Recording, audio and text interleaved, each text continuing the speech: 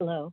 My apologies. I was having a few technical issues, and I just wanted to. I was having some technical issues with Zoom as well, so I'm here, and I'm very grateful to be here. Very privileged to be asked to give my qualification.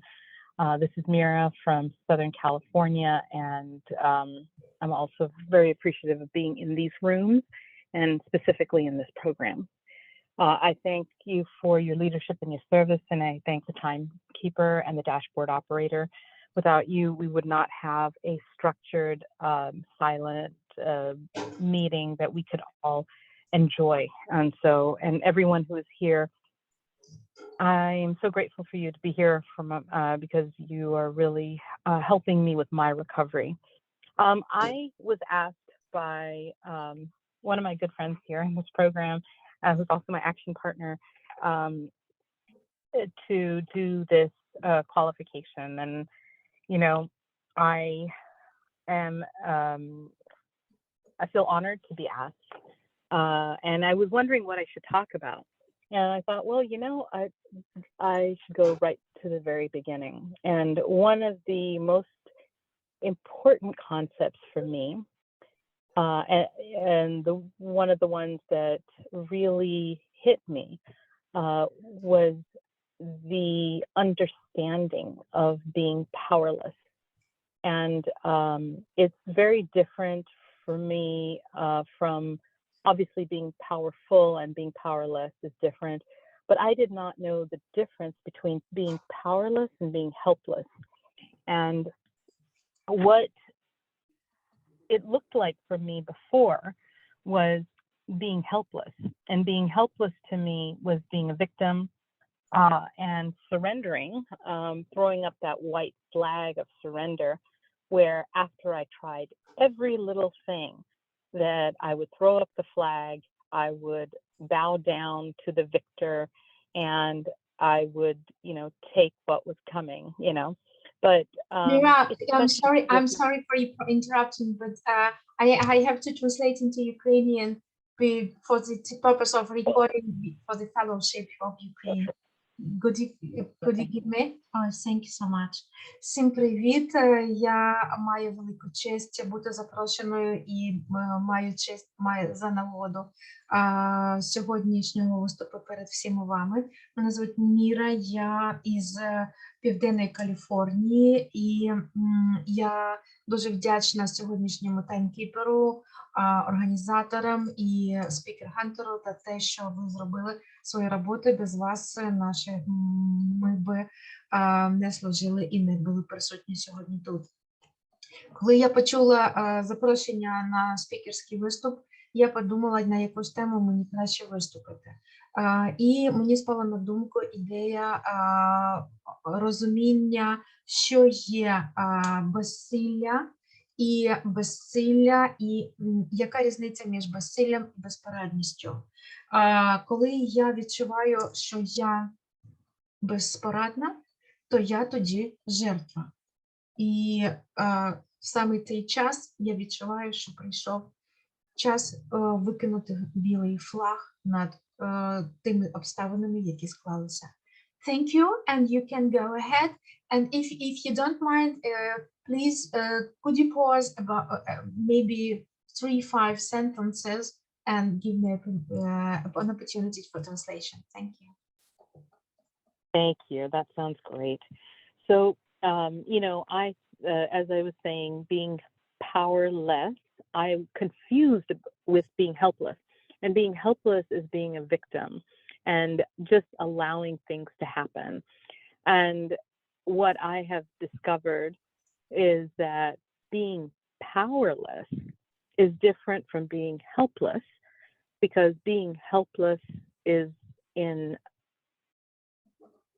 surrendering with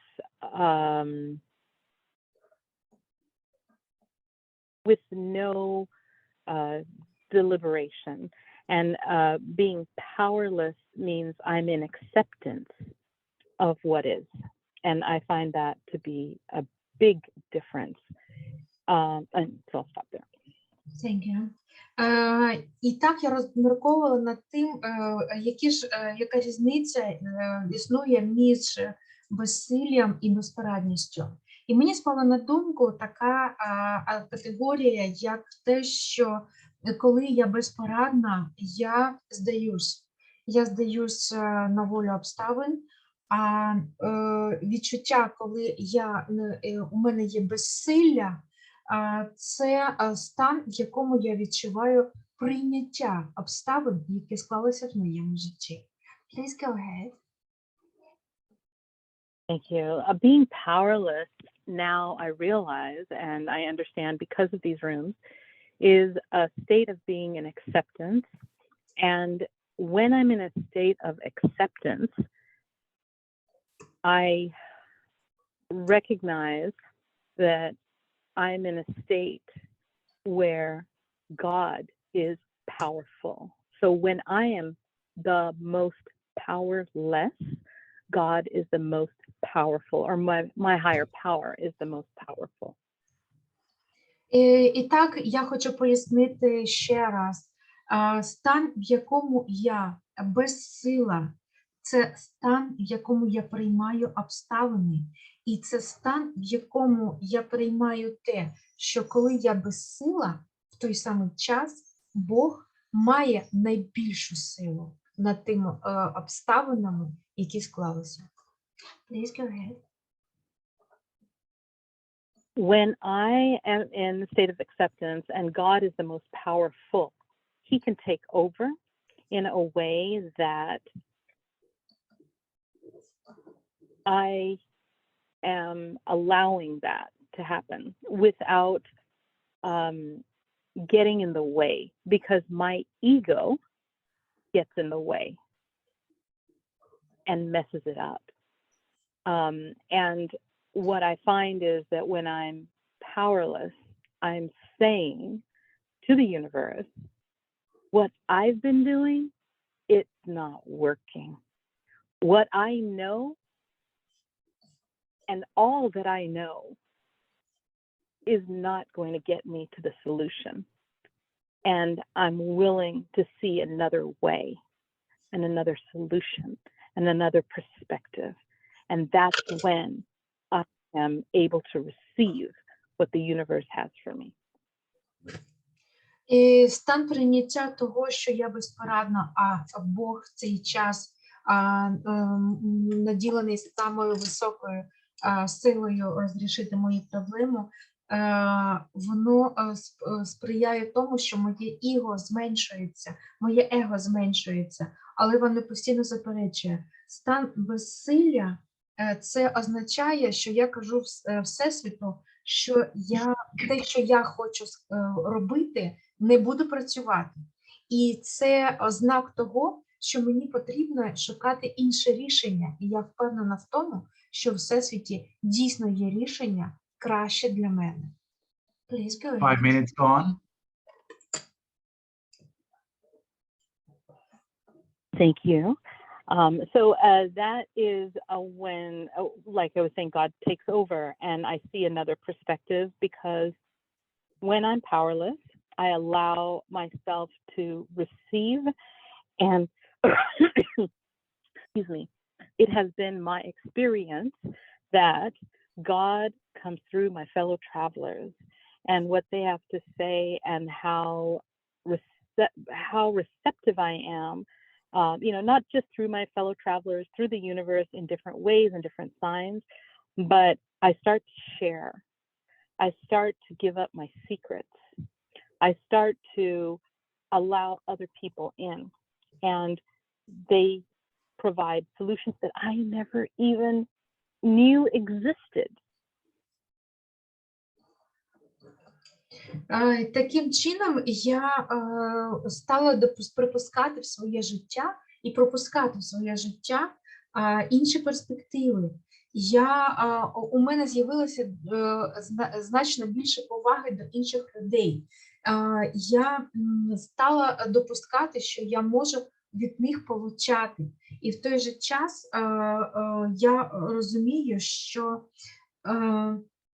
я стала відмовлятися від притаювання і секретів. Я стала приймати поради і допомогу інших людей. And the thing is that with the experience that I have and the years that I've lived on this earth, I am convinced that there is always a solution to every problem I have. And I am also convinced that that solution is within my grasp. And the only thing I have to do is reorient and see that perspective in a different way. And it helps me get to the solution. So when I'm powerless, I'm in the best place to receive, and I'm in the best place to perceive what the universe has for me, what my higher power has for me. Таким чином, в моєму досвіді я зрозуміла, що у Всесвіті є рішення для будь-якої проблеми, з якою я зіштовхуюсь. І я хочу сказати, що ця проблема може бути вирішена саме моїми можливостями, оскільки вона мені дана, і мені будуть дані Всесвітом можливості для її вирішення. І саме стан, коли я безсила, це саме краще місце для мене, для того, щоб це зрозуміти і знайти це рішення. I'll give you an example. It happened today morning. I was talking to one of my action partners, and I had this looming problem that I could not see the solution for. I did not have the solution for, but I have gotten close to my action partners that I don't feel I have to keep any secrets from them. So I told him the problem I was having, and he had some solutions, and I wrote them down, and now it's my turn to take actions on those solutions. But I would never have thought of the things that he thought of. And because I can only think of answers using my own brain, and those solutions over and over again, those are the only things that are coming out for me. But when someone else is involved, they bring a whole other set of experiences, strength, and hope. And I can lean on them like they can lean on me. Я вам хочу навести приклад. Наприклад, сьогодні вранці я розмовляла зі своїм екшн-партнером, партнером події, і я вирішила, що я не буду мати секрети від нього, і я саме тою проблемою поділюся з ним. Те, що я отримала, вищило всі мої очікування, тому що я навіть не розмірковувала в тому напрямку, як мислить мій партнер по діях. І таким чином я отримала той спосіб вирішення проблеми, яким я навіть не розмірковувала, і навіть те, що я бачила в своїй голові як рішення, воно не працювало на її вирішенні насправді. Please go ahead. The other thing that is different about me now is when I came into these rooms, I came in on my hands and knees, and my life was like whack-a-mole, and I was like Chicken Little, trying to,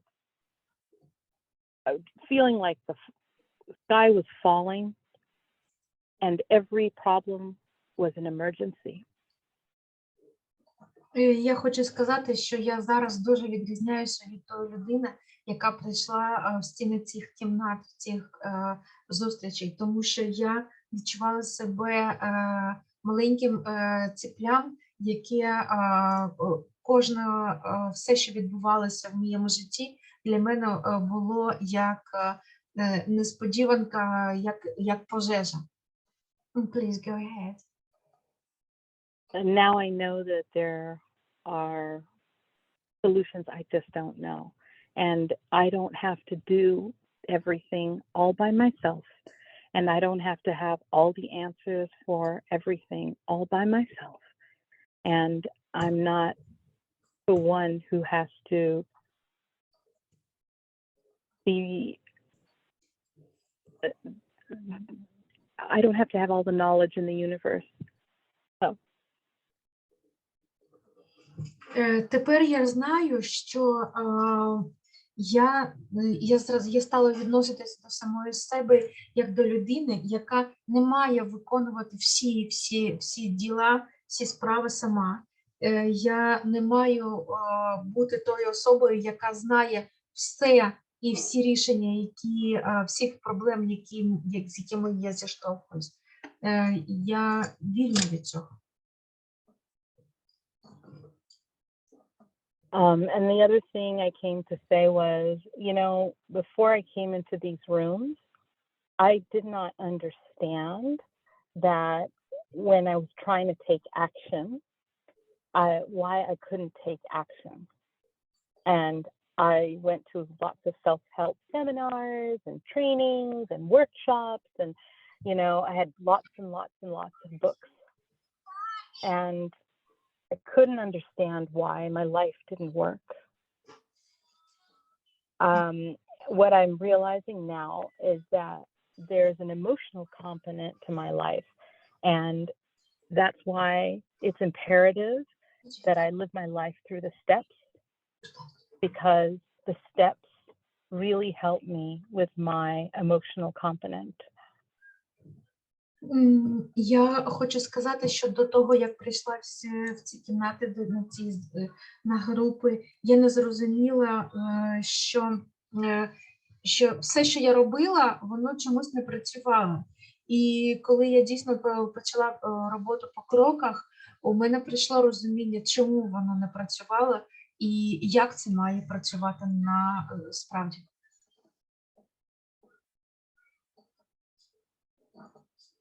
My life is not so complicated that it takes a rocket scientist or a neurosurgeon to fix it, that the actions are difficult. But the times when I'm having problems, it's usually the emotions that are blocking me from the actions. And that's why I see my life now and my progress is like a train with two tracks. There's a track for the actions and there's a track for the emotions. And when I am nurturing both sides, then I make progress. 10 minutes. Thank you. Зараз я бачу, що моє життя не настільки складне, як я собі уявляла. Я вважала, що це рівень якогось дуже високої складності.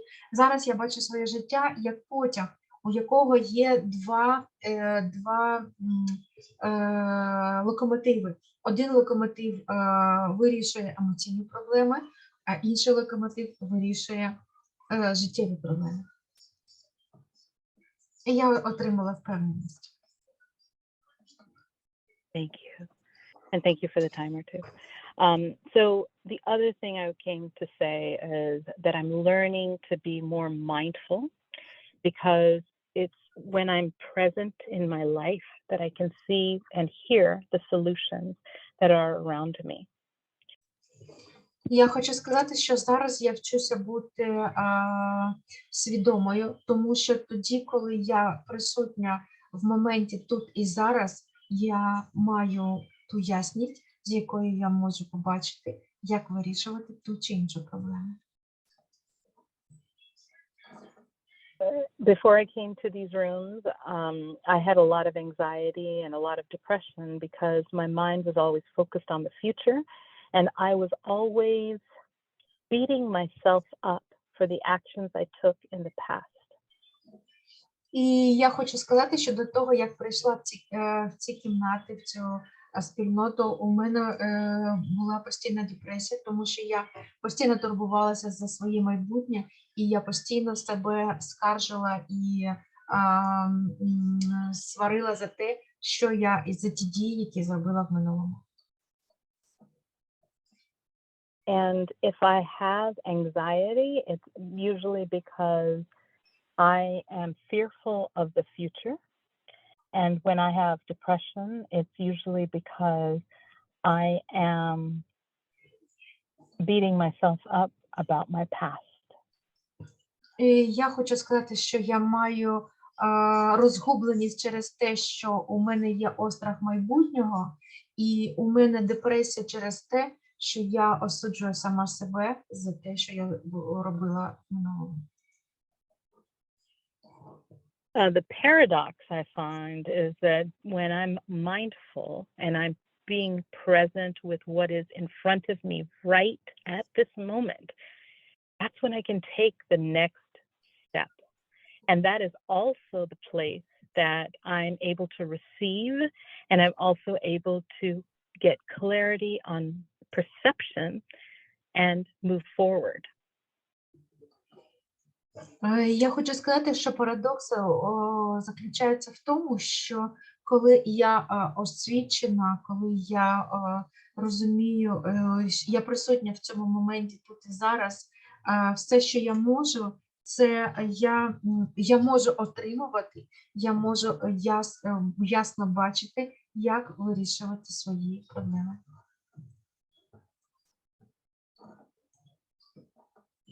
And the thing is that the paradox of being present is that if I am too focused on the future, I don't get to the future.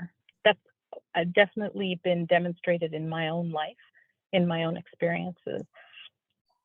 The paradox is if I am able to be in the present, then I take that next step and I'm present for the next moment and the next moment and the next moment.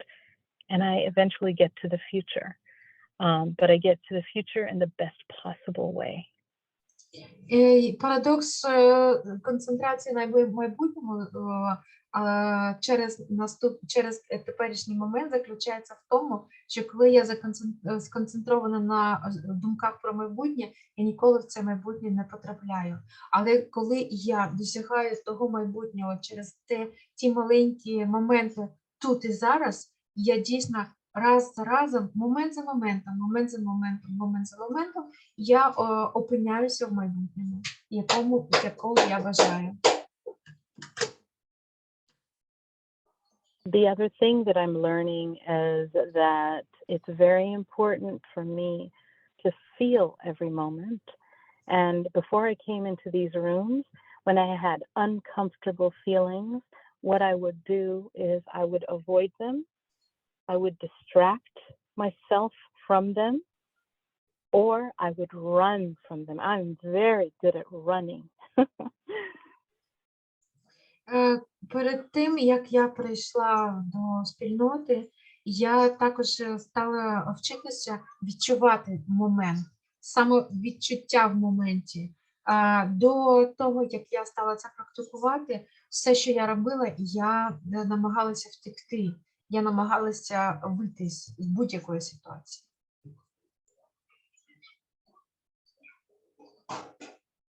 And now I'm discovering that, and I'm learning because of these rooms, that if I can sit with my uncomfortable feelings and feel them, just give them the space to be felt, they pass right through.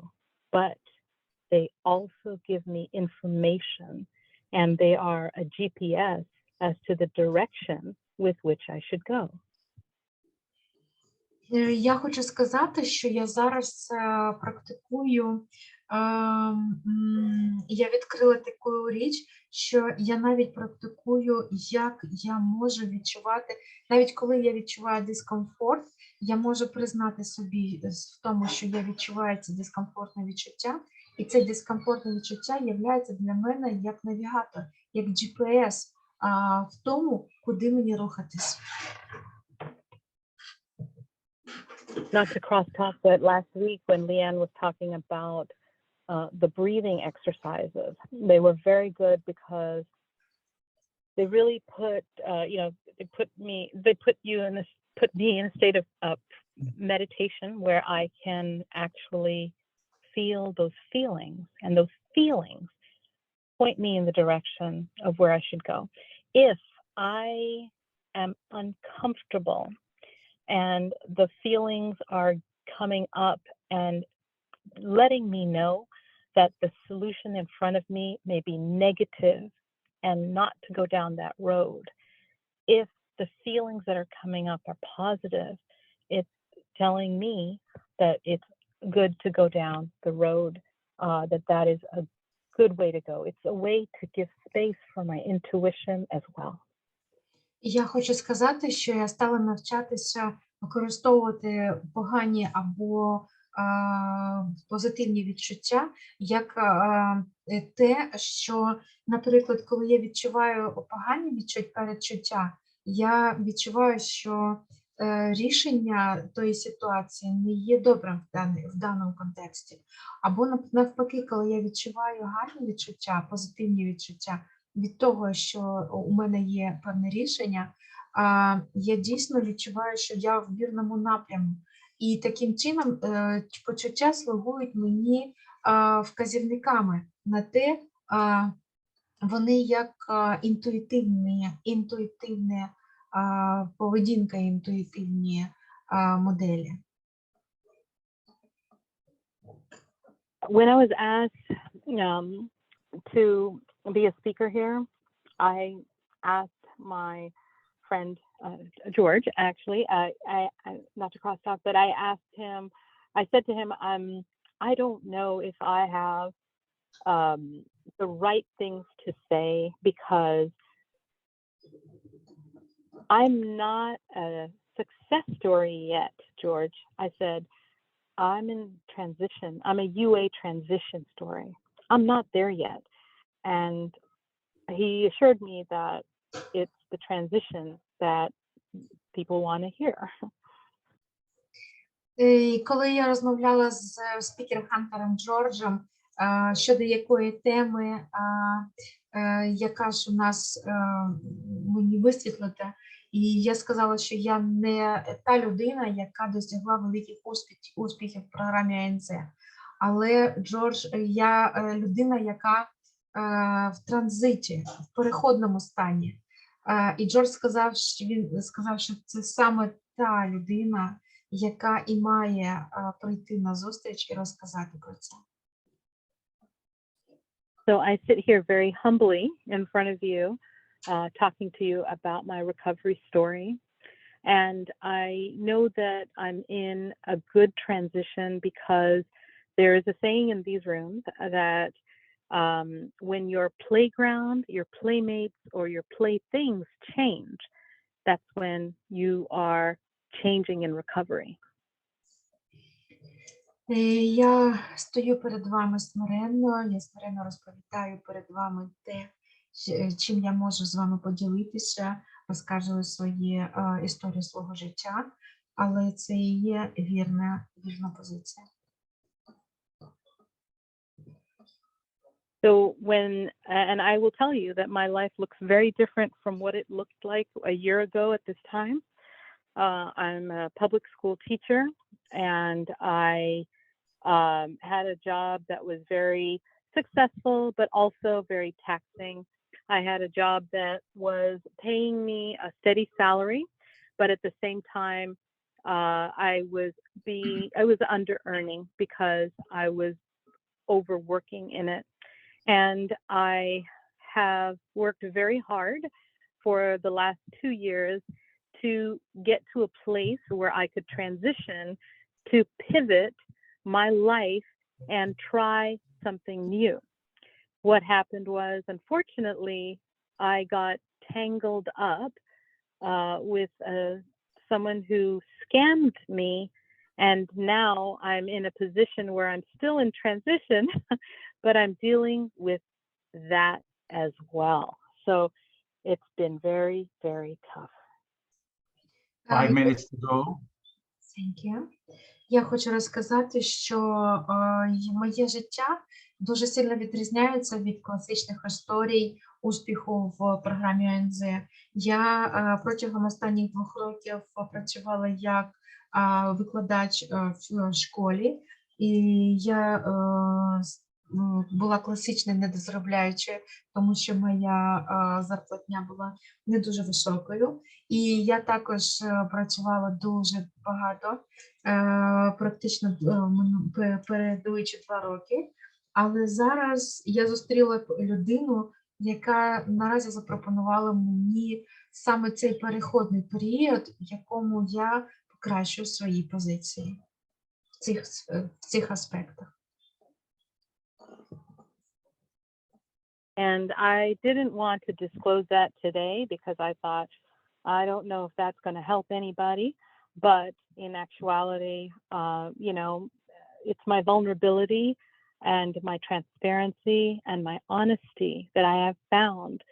My authenticity is what will connect me with the right people, you know, and I'm only as sick as my secrets.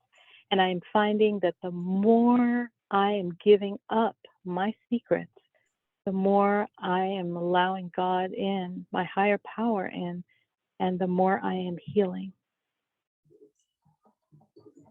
Я хочу сказати, що до того, як я хотіла сьогодні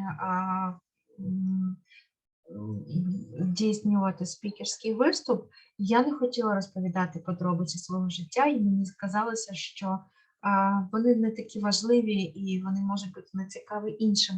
Але все ж таки я зрозуміла, що прозрачність і доступність, і моя чутливість – це і є та нитка, що з'єднує мене з Богом. Це саме та нитка, яка може з'єднати мене і довести мене до правильних людей.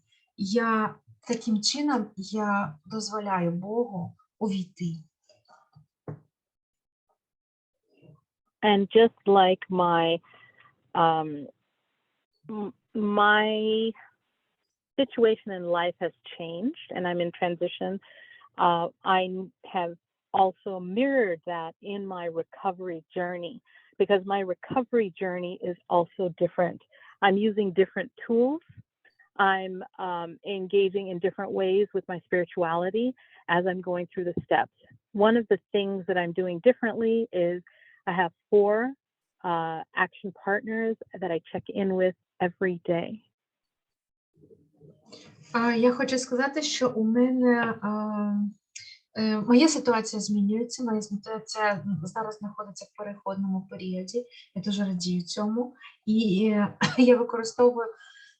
я вважаю, що у мене такий собі тур у одужання, і я використовую різні інструменти програми, але в дещо інший спосіб. У мене, наприклад, 4 партнера по діях, і кожному із партнерів по діях я звітуюсь регулярно. I check in with these action partners because what I'm going through right now brings up a lot of emotions, and we have timed mutual outreach calls, and most of them are timed for 10 to 15 minutes, and that's all. But during that time, because of these rooms, I have been conditioned to have 3-minute shares, and I'm able to talk about what is happening for me. Sometimes it's about my goals. Sometimes it's about the emotions. Sometimes it's about certain things that have happened. But I'm able to do that and get feedback, experience strength and hope from someone I trust and someone I can be authentic with. Я ще раз хочу наголосити, що я звітуюся перед своїми партнерами по діях, і наші телефонні зустрічі тривають практично 10-15 хвилин. Що від мене вимагається, це обов'язково 3-хвилинний зворотній зв'язок. По-перше, я маю висловити свої почуття, свої наміри, свої цілі, а також я маю поділитися з тим, що відбувається, щоб позбутися секрету. І я хочу сказати, що це дійсно працює. So I am able to let God in, I feel these are sacred spaces for me. We always start with a prayer and end with a prayer, and we get to share with each other. And what happens is during this time, whatever burden in my heart, I'm able to share with somebody, so I don't have that secret. And what ends up happening is that it alleviates and frees me from that pressure, so I continue on with my day. And because there are multiple times in the day that I can do it, it really helps. And because there's short periods during the day, it doesn't take away, because if I end up talking for too long with somebody, and it happens every day, we can't continue to do our actions and we can't continue to do our work, which is why we're in this program. So it really has helped and been such a fantastic tool for me. Я хочу додати, що таким чином я припускаю, як Бог входить в моє життя. Ми розпочинаємо кожну зустріч і завершуємо кожну зустріч з молитвою. Далі я помітила, що те, що у мене на серці лежить перед розмовою, якимось тягарем або якийсь секрет, який я не хочу розповідати своїм партнерам по діях, коли я це висловлюю, це дозволяє мені знизити тиск, який я відчуваю емоційно всередині. І таким чином це дозволяє мені решту дня провести в спокійній атмосфері в пошуках рішень. 90 seconds. Thank you. So, I just wanted to leave with that and just say that it's such a beautiful program. There are such beautiful people, and we hold each other's hands as we move through. We're not handcuffed to each other. We are here through service and willingness, not through obligation and expectation.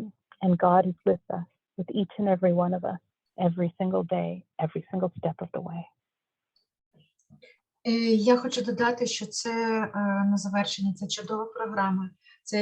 Я зустріла тут дуже багато чудових людей. Ми тримаємо один одного за руки, ми тримаємо одне одного і ділимося своєю надією і своїм досвідом.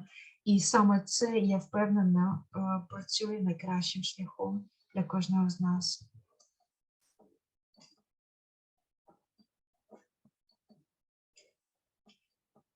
I think I'll stop there because I think it was 90 seconds. So thank you so much for the privilege and the pleasure of hearing my qualification, being here for my recovery. Thank you.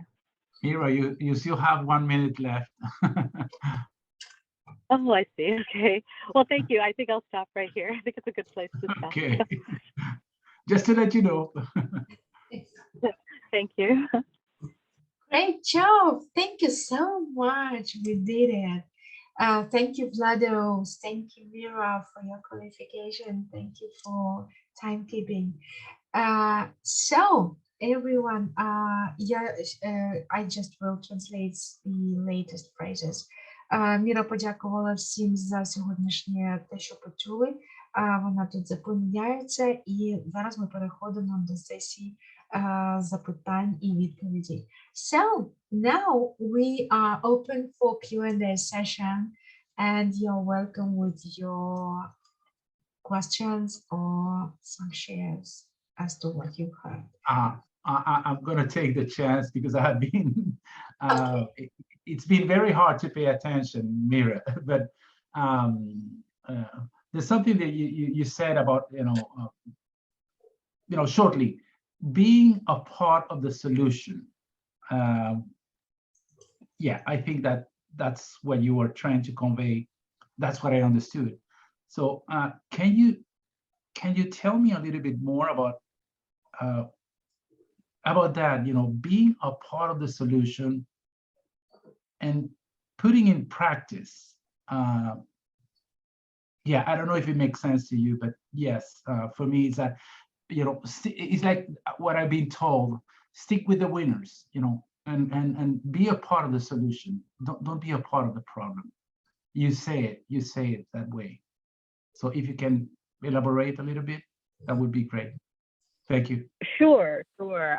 You know, what I have found when I came into these rooms, I was looking for the rock stars, the people who had qualifications, the people who were, you know, always being asked, for different things.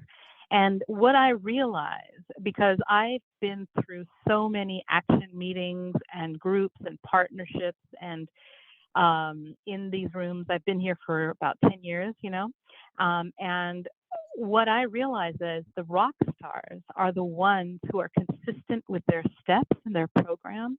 They align themselves and keep close to their spiritual recovery and their journey. And they are able to give me their experience, strength, and hope. So I look for people and I partner with people that I can bring into a sacred space that I can trust, that people who are authentic, people who are vulnerable, people who are not critical or complaining or condemning, but, like for instance, with my action partners, I feel that I don't have, it's not so much accountability because no one tells me I'm bad or something, like, they just are there to encourage and support. And that, I hope I am like that for them too. And that makes it so much easier to be honest, because I feel that I have enough inside of me to course correct. And it compounds issues when I have someone outside of me being very critical, complaining, and bringing in a lot of negativity. So I look for those people and I partner with those people. And that helps me to be a part of the solution too, because when I am like that with them and they are like that with me, we help each other along. And I think that's when they say we hold each other's hands, in the literature, in our meeting format, and so we lift each other up. So I hope that answered the question, or was that? Yeah, thank you. Thank you. Oh. Thank you so much, and please give me a minute for translation of your dialogue.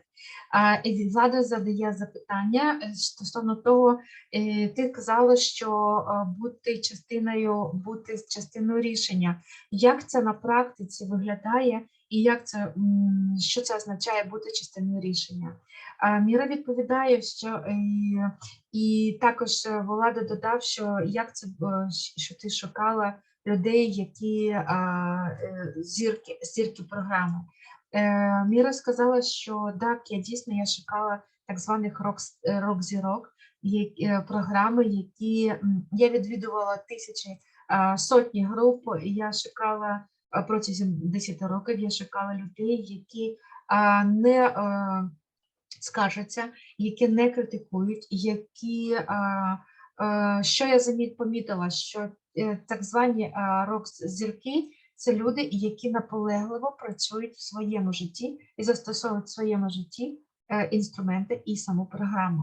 І саме такі людей я стала шукати в екшн-партнери. Партнери по діях, кому я можу довіряти, які не критикують, які не жаліються, які можуть дати конструктивний зворотній зв'язок, і які не звинувачують мене в будь-яких діях, вони мене підтримують, вони мені надають, вони надихають мене своїми висловами. І я бачу, що в них всередині немає того стану жалю до самих себе, і саме ці люди примушують мене, і вони стимулюють моє одужання. Саме таких людей я обираю як частина рішення, як частина свого одужання. Thank you so much, dear Meera and Vlado, for your question. Thank you. Actually, I was wondering if I could add one more thing. It was such a good question. Я хочу додати ще трошечки, тому що це дуже цікаве запитання. Please go ahead.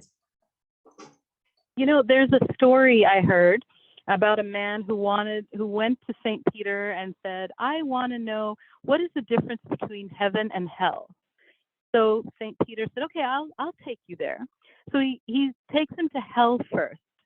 And what happens is he expected there would be fire, there would be people with pitchforks, there would be people who are in pain, all of this. But it looked like a normal neighborhood, and there was a window in a house, and he looked in the window, he peered in the window. There were all these people who were sitting around a big bowl of soup, and they were sitting on these couches. They looked like normal people, and the problem was they all had these big spoons, very long spoons, and they couldn't feed themselves the soup. They kept trying to, dip the spoon inside and then take it to their mouth, and they would always miss their mouth. And so they were all very, very anorexic. They were all skinny. They were all dying, actually. So then St. Peter said, okay, now I'm going to take you to heaven. So then the man thought, okay, I'm going to go to a place. I was told there would be streets of gold, and, everyone has rainbows and unicorns. It'll be beautiful. But he went to heaven, and it looked like the same neighborhood, and it was the same house, and he peered through the window, and in that window, it looked like the same people that were sitting around with the same soup, and they had the same big spoons. And what he saw that was different was that everybody was feeding the person across from them with the spoon in the soup. So what happened was everybody was being fed, everybody was full, everybody was happy. And the thing about the solution that I am finding is that it's always in our midst. I have to see it differently. And that's the difference between heaven and hell. So thank you very much. Great, thank you so much. I will translate. Міра поділилася такою притчею. Одна людина захотіла побачити, просила Бога побачити, що таке рай і ад. І Бог запросив його спочатку до аду. Він очікував, що в аду буде вогонь, біль, люди будуть кричати, але він не побачив нічого такого, він тільки побачив будинок, і через вікно будинку він побачив таку картину. Сиділи люди за великим столом, і була дуже велика каструля супу. І у кожної людини була ложка з довжеленою ручкою. І всі люди не могли вони не могли поїсти, тому що ложка була дуже мала довгу ручку, і люди не могли дотягнути її до рота. І вони кричали, скаржилися і помирали від голоду. І тоді чоловік попросив, будь ласка, відведи мене до раю.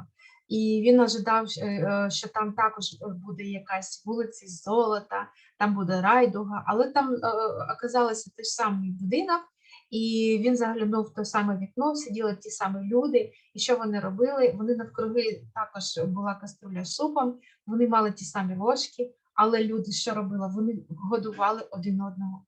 І кожна людина була сита, вдоволена і щаслива. І Міра сказала, що це саме цей принцип, саме ця поведінка і є залогом того, що люди можуть вижити і можуть бути щасливими. Please, thank you so much, dear Meera. Great story. Thank you. Thank you. So your questions, you're welcome, please, my dear friends.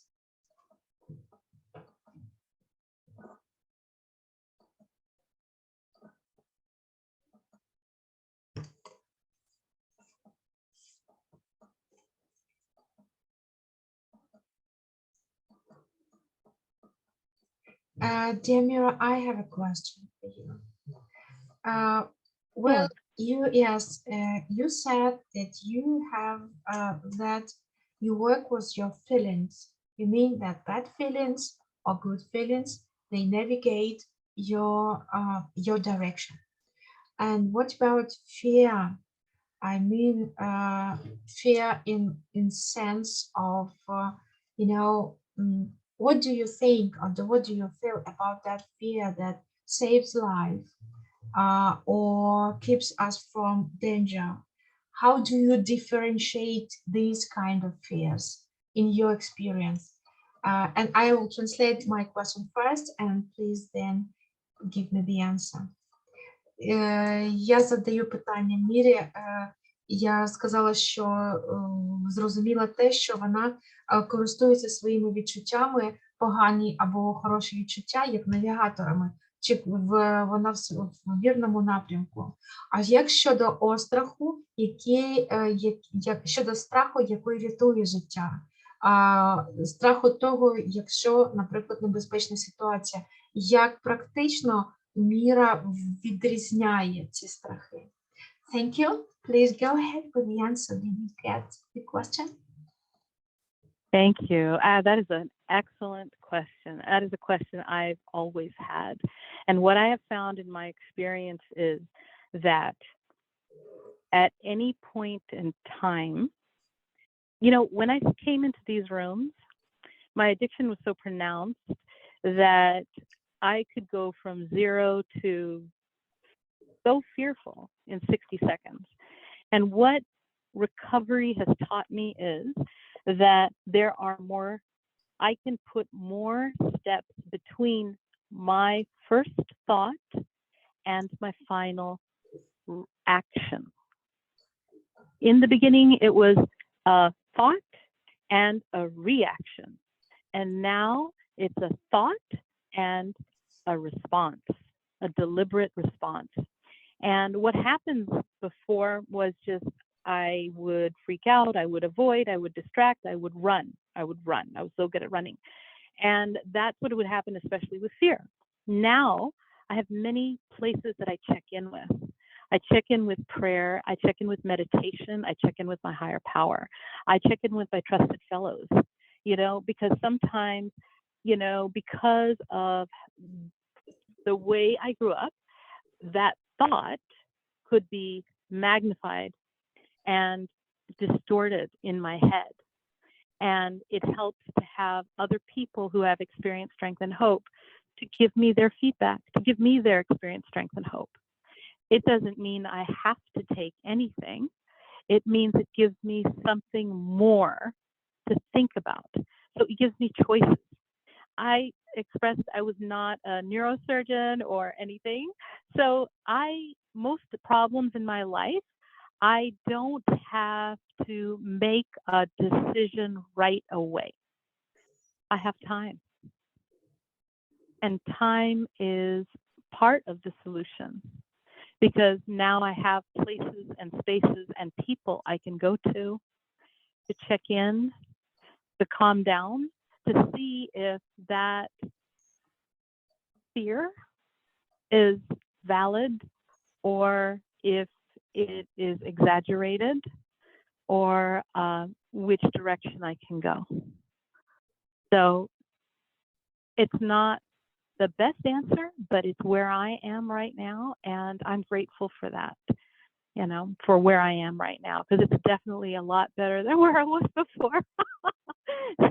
So I see progress from those feelings, you know, and I think before I would even block the feelings.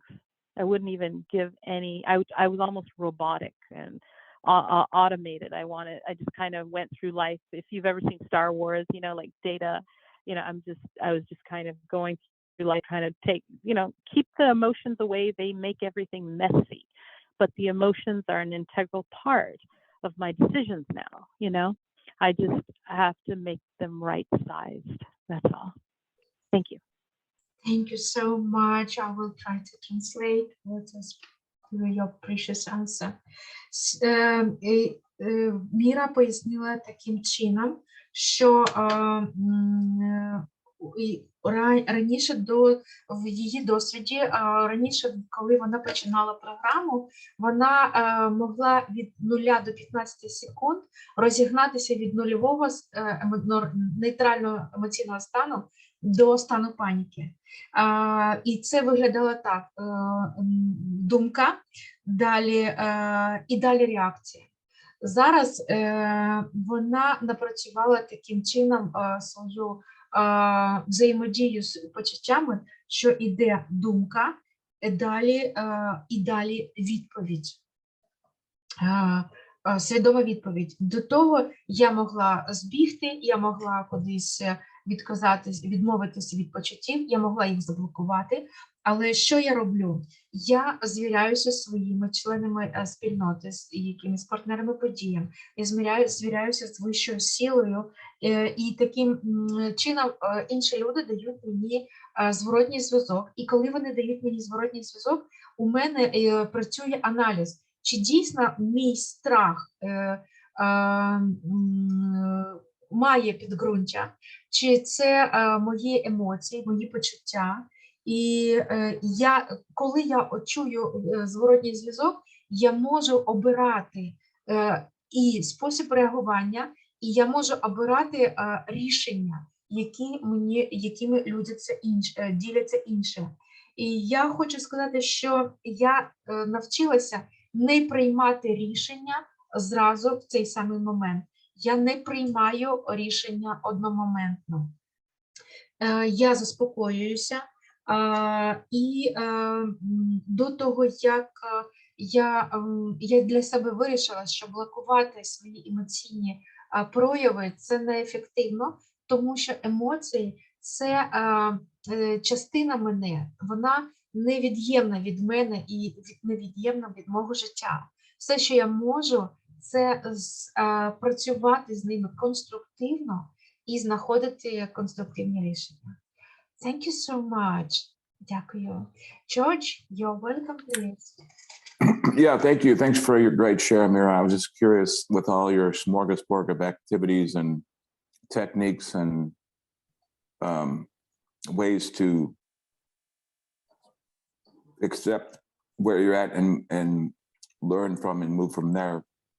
When you're in the moment of this complex, well, go ahead, Meera. I'm sorry, going too long.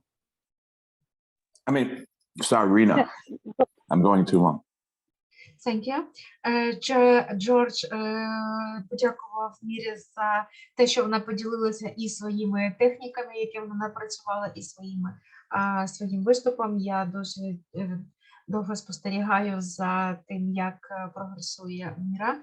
І дякую за те, як ти розповідала про те, як це бути в моменті тут і зараз. So I was referring to the complexity of being human and the human factor, that not only do we have these ways to be where we're at, but we are where we're at, whether we're being there or not, because there's a smorgasbord of feelings and thoughts and all kinds of things in our world that are triggering our thoughts, our minds, the way we feel. Okay, with all that, and you're in the moment, and when you're, let's say, triggered by something that you didn't expect to happens. What are your top picks or your favorite hits of how to keep yourself, grounded, basically, in the moment? Is my question. George, Wow, just a moment, I will translate and you have a minute for thinking of the answer. Джордж запитав, так, це дуже класно, коли ти в моменті, тут і зараз присутній, але в будь-якому житті присутні речі, які тригерують тут і зараз, і ці речі відбуваються несподівано, і ти не маєш моменту, щоб своєчасно зреагувати. Будь ласка, поділися тою самою кращою методикою, самою кращою технікою, яку ти застосовуєш в таких ситуаціях. Thank you. Please go ahead. Oh, thank you. That is a really good question. It's evolved throughout my recovery.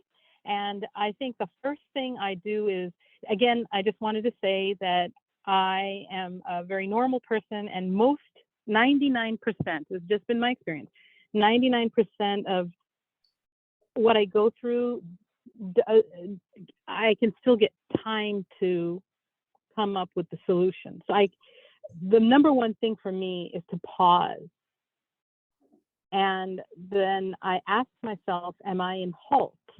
Am I hungry, angry, lonely, tired? If any of those things come up, I take care of that. After that, I also have a very good, strong spiritual practice. And I try to fill up with my spiritual practice every day so that when things like this come up, I'm in the overflow to make the right decisions. The next thing is I am trying to, I make a phone call. So if I have to make a decision with somebody, I'll ask for some time, or I'll say I need to go to the bathroom, or, you know, and I'll go and make a phone call to one of my trusted fellows and, you know, talk it over with somebody. And the other thing I'm trying to do now is I'm trying to do this thing that one of my good friends in the program has taught me, which is to relax, reflect,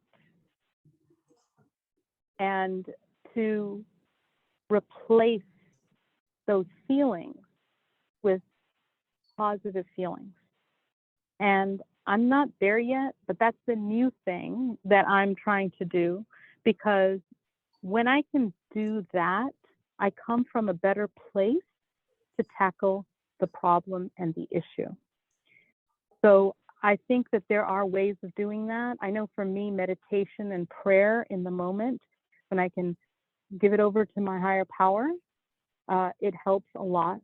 I know that if I have time, I'll go to a meeting. If it's not a UA meeting, there are so many other meetings that I can go to bring me that serenity. I journal, you know, I talk to people, and so when I make a decision, I come from a place of serenity, because one thing Andrew taught was if I come from a place of stress, more problems will ensue. But if I come from a place of serenity, more possibilities come from those situations. So I really try to give myself a pause and allow myself some time so that I can make a decision that comes from serenity. I hope I wasn't all over the place with that one, but that was a really good question. No, that's perfect. Thank you. Thank you so much, and I will have minute for translation. Міра відповіла таким чином: я нормальна людина, і будь-яка нормальна людина реагує в 99% випадків так, як ми всі до цього звикли. Перше, що я практикую, це пауза. Це обов'язкова пауза. Я також себе перепрошую, чи я знаходжуся у стані хальт. Тобто hungry, angry, lonely, tired, тобто голодна, зла, розлючена, втомлена і або наодинці. Я роблю дії для того, щоб ці стани, якщо я в цьому стані, щоб я прийняла відповідні міри. Також, що мені дуже допомагає, це те, що я зранку медитую. Також я роблю в таких ситуаціях, коли несподіванки, я роблю телефонні дзвінки членам спільноти. Я відвідую групу, якщо є найближча група, я йду туди. Один із членів спільноти навчив мене такій трійці: відпочинь, відрефлектуй і заміни ці відчуття позитивними. Що я роблю?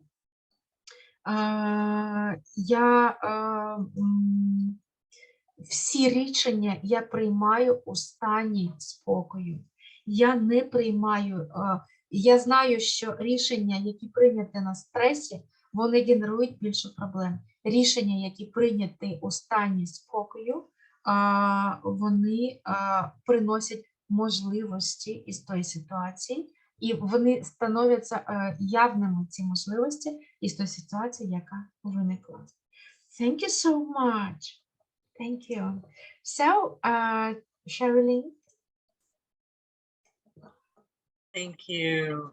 Thank you, Meera, so much for your inspiring qualification. And thank you, Rena, for your translation and for chairing the meeting and for everyone on the call. I have two questions. The first question, it has two parts. Today, this week, what would you say, what tools or aspects of the program are you most grateful for today? And what aspect of the program do you feel is kicking your butt the most today? Перше запитання у мене стосується саме тут і зараз, і сьогоднішньої зустрічі. Скажи, будь ласка, який самий працюючий інструмент зараз ти практикуєш? І які аспекти твого життя із застосуванням цих інструментів поліпшуються? Thank you. That is a really good question. I think, you know, as I said, every leg of my journey of recovery looks different. And what I've noticed is that as I go to a different part of the journey, I have to recalibrate my tools. I have to recalibrate my spiritual practice. And so those things are recalibrated. I think right now, at this point of the journey, I'm in a situation where there is a potential lawsuit, and it's not something that I necessarily want to be a part of, and it is what is damaging to my serenity. So it becomes very challenging to do what I need to do on a daily basis. So I say that the tool that's helping me is having these, and this is an organic tool that evolved as I got to know people in the program.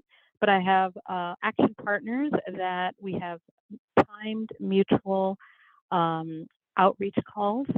And again, they're 10 to 15 minutes a piece, and they're dispersed throughout the day. And that has really helped to process my emotions. You know, I tried to do the journaling, and I love doing the journaling, but I'm not as consistent.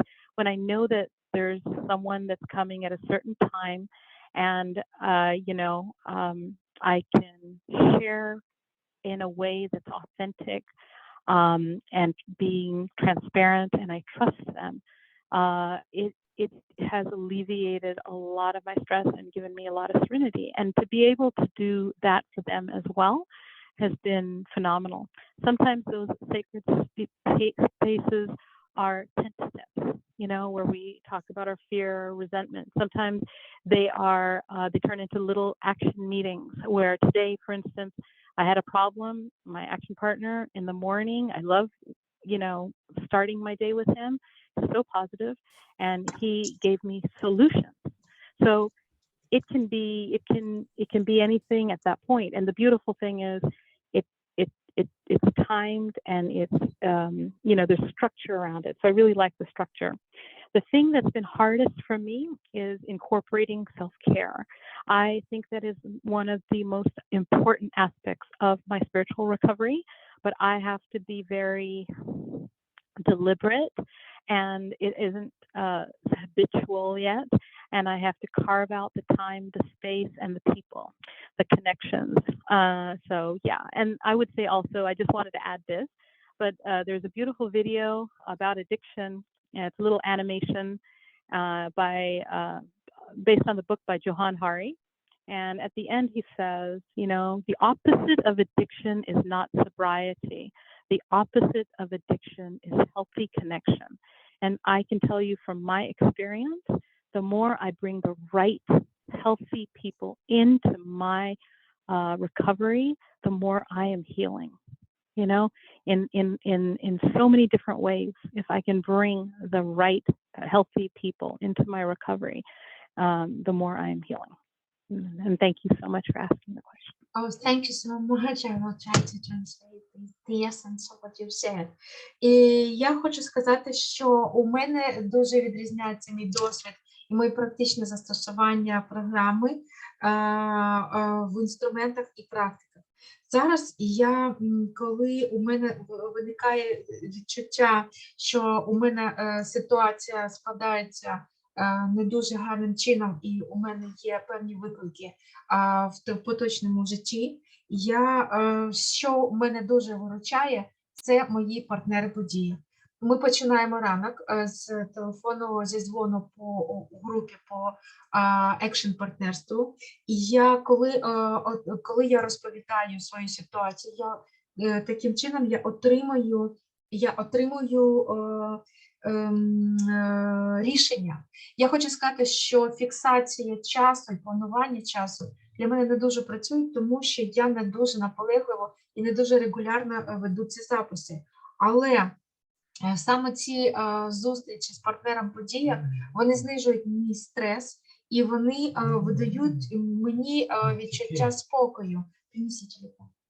І я таким чином отримую те рішення, яке я хотіла би.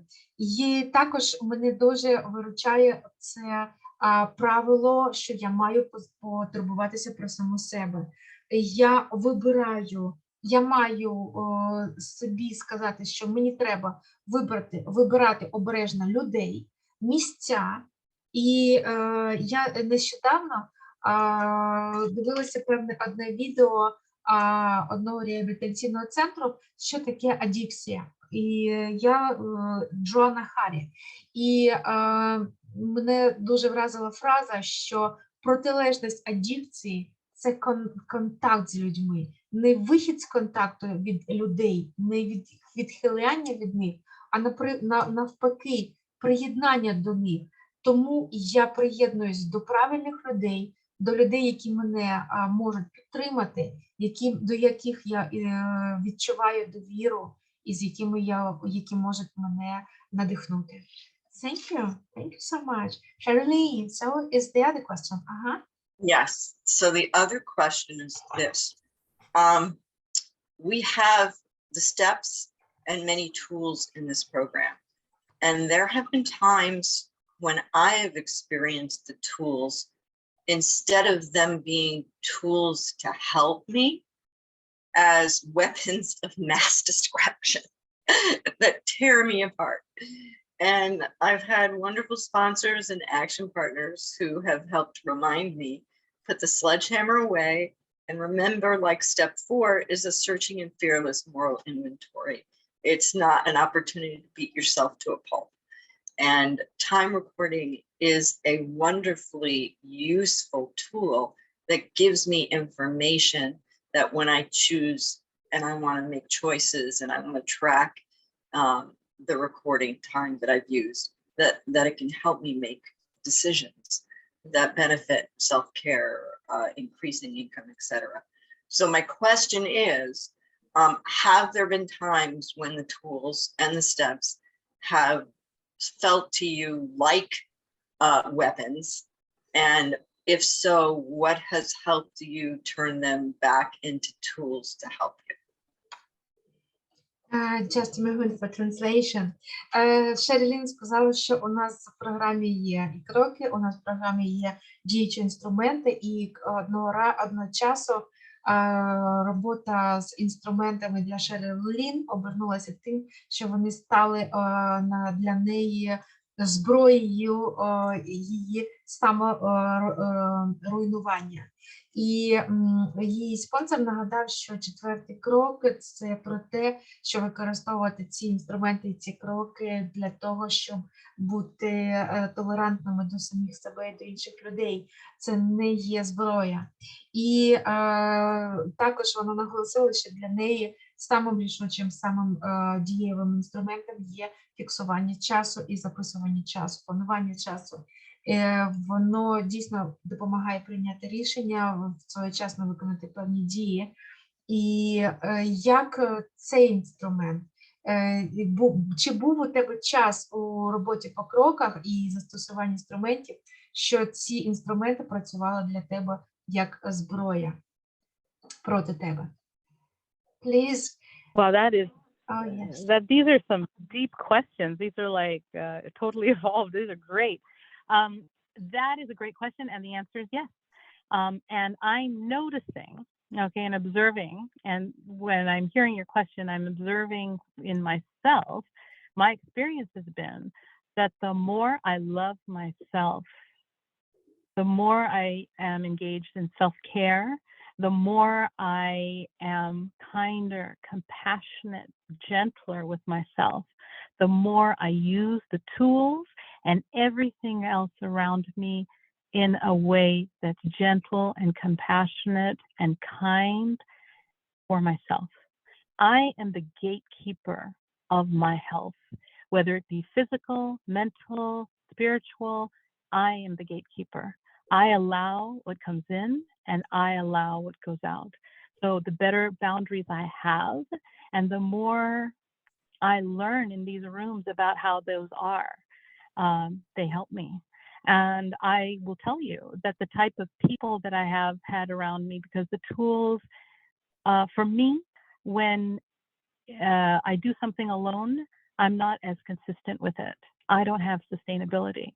But when I bring somebody else into that, then I have more of a consistency, more of a sustainability, and it really helps me. So I bring in people who are as compassionate. You know, before I looked for people who, you know, had the most qualifications and who, you know, were rock stars in these rooms and things like that. And sometimes when you call and talk to people and you have a sustained relationship with people, other things show up. And, you know, so I'm very careful about the people that I am engaged with and I am connected with. And I make sure that they're a reflection of where I want my recovery to go. So. Thank you. Thanks so I hope much. that's Meera відповідає. Have you finished that yet? Oh, yes, I have. Yeah, thank you. Thank you so much, Meera. Great answers. Thank you. Thank you. And I will translate and thank you so much. Міра відповіла, що так, дійсно, для неї був такий період, і в цьому сенсі, що вона зробила, це те, що єдине, що вона для себе напрацювала, це щадяще, бережне ставлення до самої себе, до того, як обирати людей навкруги, як з ким працювати в програмі. Вона помітила, що для того, коли вона працювала по інструментах, в неї не було послідовності, вона не могла послідовно застосовувати інструменти. Для неї працює екшн-партнерство, і саме для екшн-партнерства Міра обирає людей дуже обережно. Вона обирає тих людей, які дійсно підтримують, які вона може довіряти. Вона обирає дуже обережно, з ким працювати. І вона обирає тих, з ким вона може бути послідовна, хто сам послідовно собі виконує, застосовує інструменти програми. І вона каже, що саме спілкування з іншими людьми, вона розмовляє з ними, вона ділиться з ними. І саме це їй дозволяє обирати людей, обирати і послідовно застосовувати все те, що приносить програма. Thank you so much. And the latest question is from Kat. Please, you're welcome. Thank you so much. It's such a privilege to be here.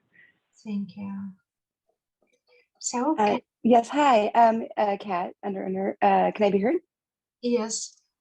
Okay, great, thank you. Just thank you so much for your qualification, Meera. I just loved it.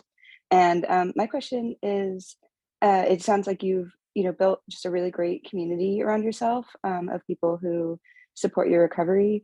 And I think I'm really struggling with that, especially with under earners, just because there's not a lot of in-person meetings near me, and I'm struggling kind of connecting that closely. And I just wonder if you have any tips on that.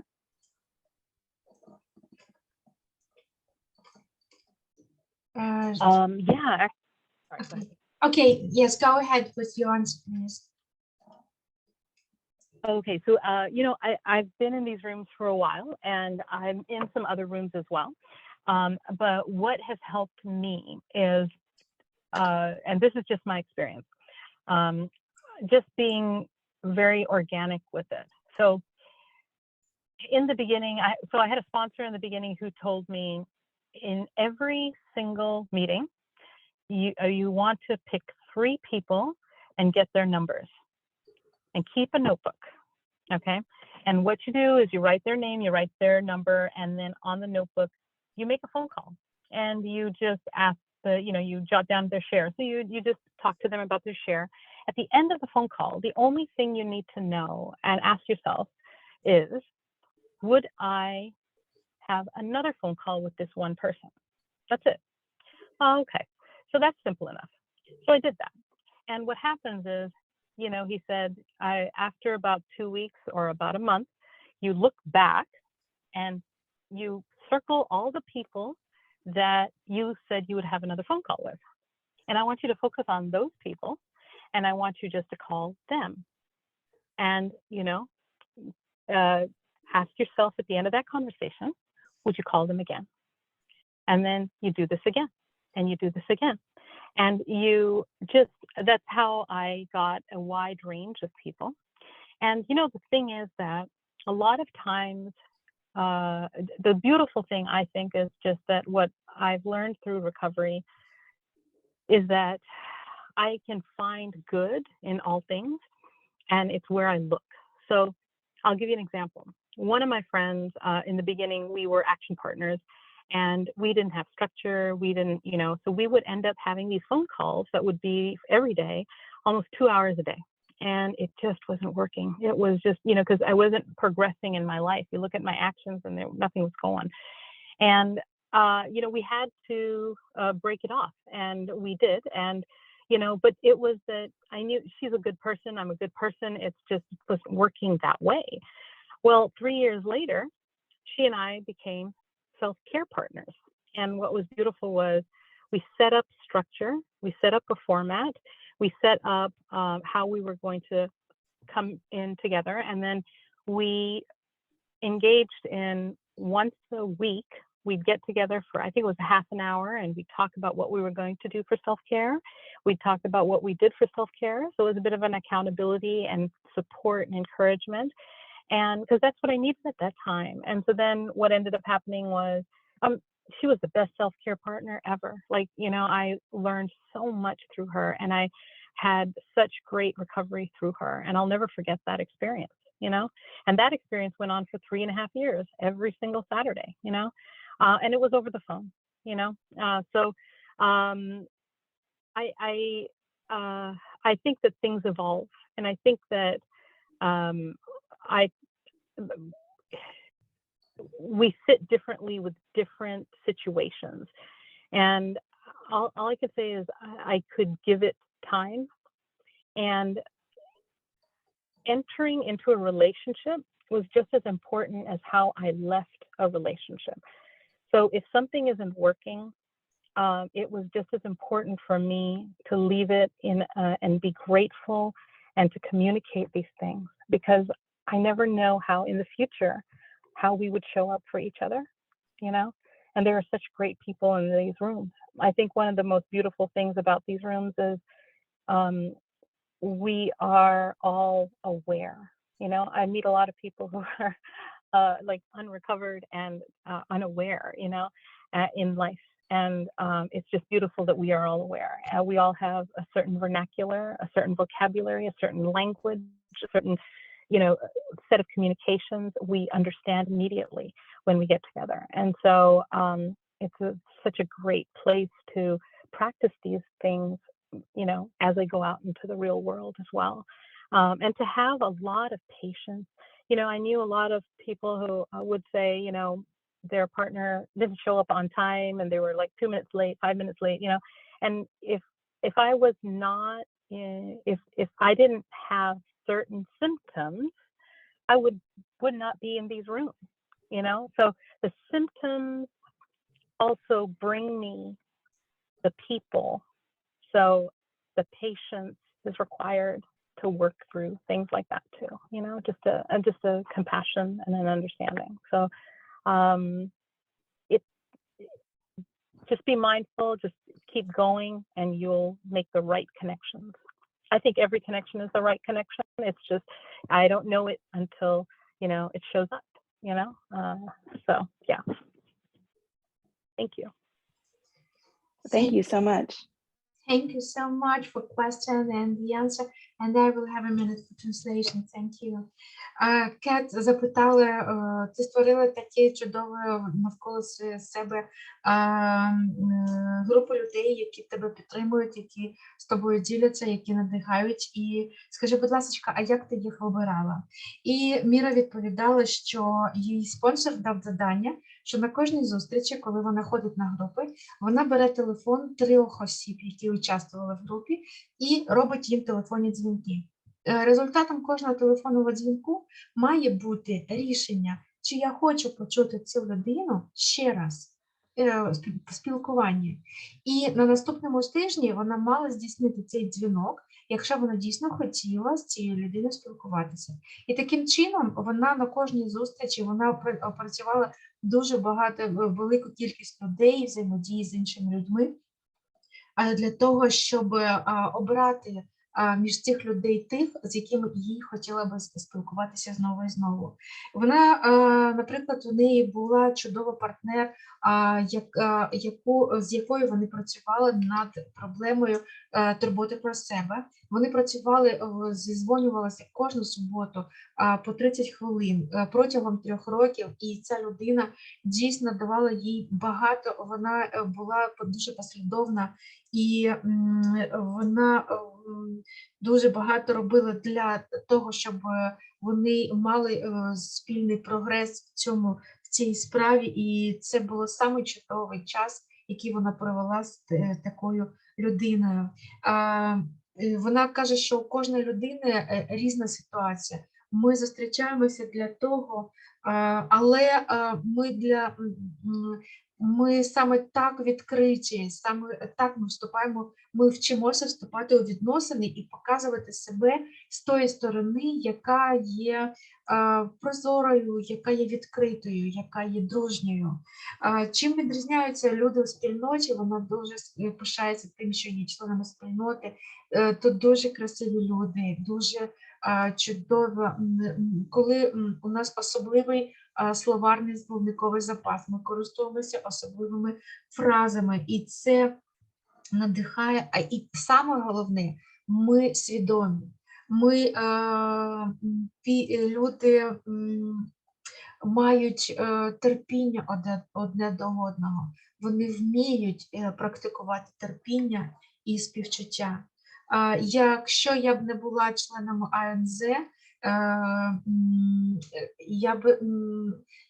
я б не відмічала, які симптоми, як у людей працюють, але коли я їх помічаю, вони викликають у мене співчуття. І саме головне це тримати зв'язок з іншими людьми і бути обізнаними і свідомими в своєму спілкуванні.